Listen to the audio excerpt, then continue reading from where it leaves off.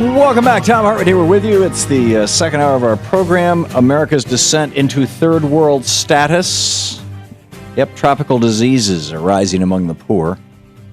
It's an amazing article over at the Naked Capitalism blog site or website. Naked Capitalism blog website, nakedcapitalism.com. Reader Francois T., who is a doctor as well as a research scientist, confirms that... worming tablets? Yeah. It's something pretty remarkable. Poverty is growing. The percentage of U.S. homes living on less than the World Bank's threshold of $2 per person per day has doubled since 1996. Some 20% of all households with children get by on that or less sometimes. I thought $2 a day was like, just, the kind of poverty that you'd find in rural China or in the Democratic Republic of Congo, where there's a war going on, the government's paralyzed, you get famines happening. But no, it's here in the United States.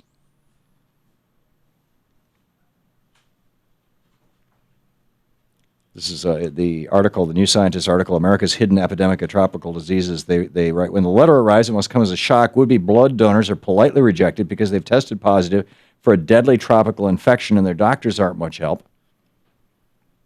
An estimated 330,000 U.S. citizens, possibly as many as 1 million, carry the parasite that causes Chagas disease. It is a chronic silent infection that leads to lethal heart or gut damage in 40% of cases.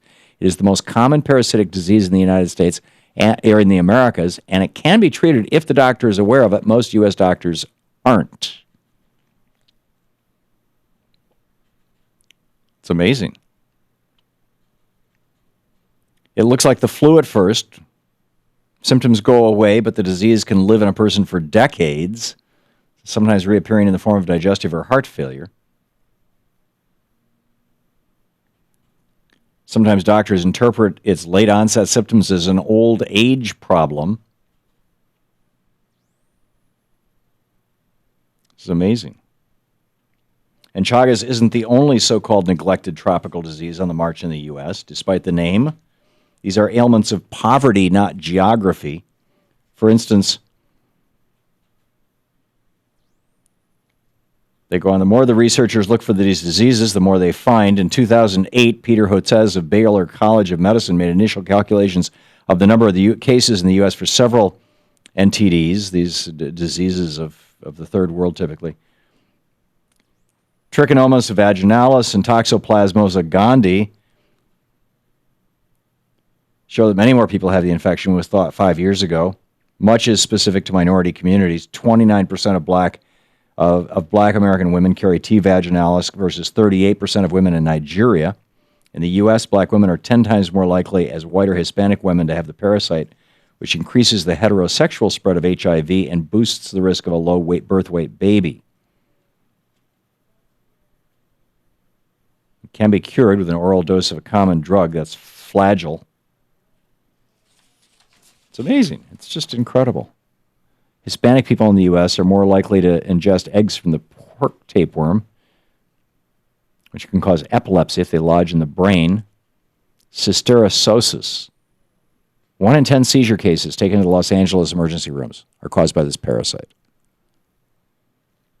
Poor white people in Appalachia, meanwhile, suffer from the intestinal threadworms Strongylitis stercolaris and Ascaleras lumbicosus. I'm sure I'm mangling that. A leading global cause of impaired childhood development. Dengue fever is growing. It's making a comeback. Dengue is being transmitted in Houston. And worse, we've got the worst tuberculosis outbreak in 20 years. In fact, the headline in the Palm Beach Post was Worst TB Outbreak in 20 Years Kept Secret. The CDC officer had a serious warning for Florida health officials in April. A TB outbreak in Jacksonville was one of the worst his group has investigated in 20 years, linked to 13 deaths and 99 illnesses, including 6 children.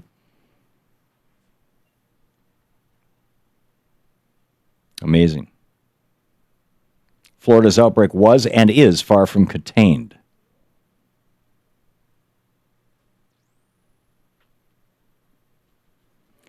And then they comment, this is the world that neoliberalism creates. So neoliberalism being, Reaganomics, conservative economic policies, widening income disparity, and falling levels of social well-being, particularly poorer health, even among the wealthy.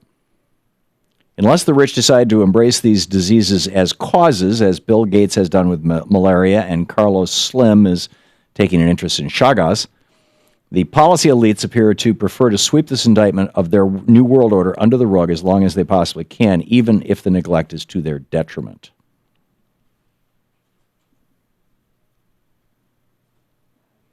Amazing.